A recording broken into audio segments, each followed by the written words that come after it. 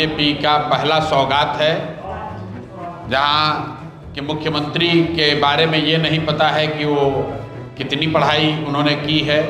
कहा 25 से 30 फिर से नीतीश, और वोट लेने के बाद आप किसी दूसरे व्यक्ति को बना रहे हैं। बड़ी बड़ी जो बातें एनडीए ने करी है, 1 करोड़ नौकरी की, पलायन को रोकने की, हर प्रखंड में अच्छे विद्यालय बनाने की, ये सारी बातों को अब ये पूरा करें, बिहार की तरक्की हो।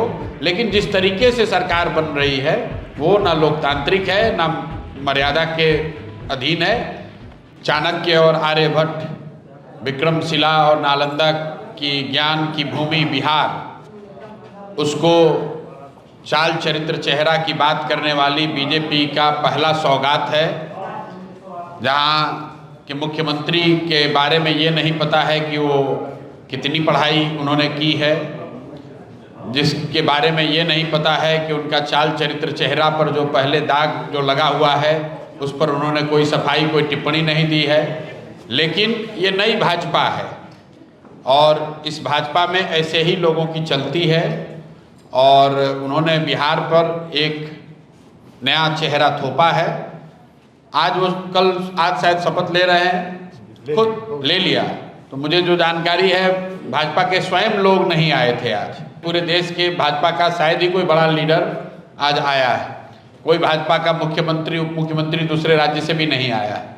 तो एक दिखाता है कि जैसे 202 का मैंडेट पिछले दरवाजे से लिया गया था, उसी तरीके से सम्राट चौधरी को भी पिछले दरवाजे से भाजपा वालों ने मुख्यमंत्री बनाया है, क्योंकि उनको मालूम है कि सम्राट चौधरी के नाम पर चुनाव नहीं हुआ है।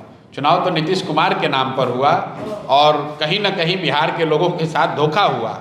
अगर नीतीश कुमार जी को 6 महीने के बाद हटाना ही था तो जनता को ये पहले बताना चाहिए था कि भाई नीतीश जी 6 महीने के बाद नहीं रहेंगे। तब तो आपने कहा 25 से 30 फिर से नीतीश, और वोट लेने के बाद आप किसी दूसरे व्यक्ति को बना रहे हैं। तो लोकतंत्र का तो तकाजा यही है कि उनको फिर से मैंडेट लेना चाहिए, लेकिन ये तो कभी होगा नहीं। खैर, वो शुरुआत कर रहे हैं। आने वाले समय में अब बिहार की जनता देखेगी कि वो कितना अच्छा काम करते हैं। बड़ी बड़ी जो बातें एनडीए ने करी है, 1 करोड़ नौकरी की, पलायन को रोकने की, हर प्रखंड में अच्छे विद्यालय बनाने की, ये सारी बातों को अब ये पूरा करें, बिहार की तरक्की हो। लेकिन जिस तरीके से सरकार बन रही है वो ना लोकतांत्रिक है, ना मर्यादा के अधीन है।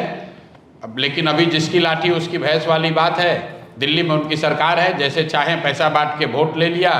अब चुने हुए मुख्यमंत्री को हटाकर अपने किसी व्यक्ति को बना लिया। यही तरीका है, इसी में रहना है।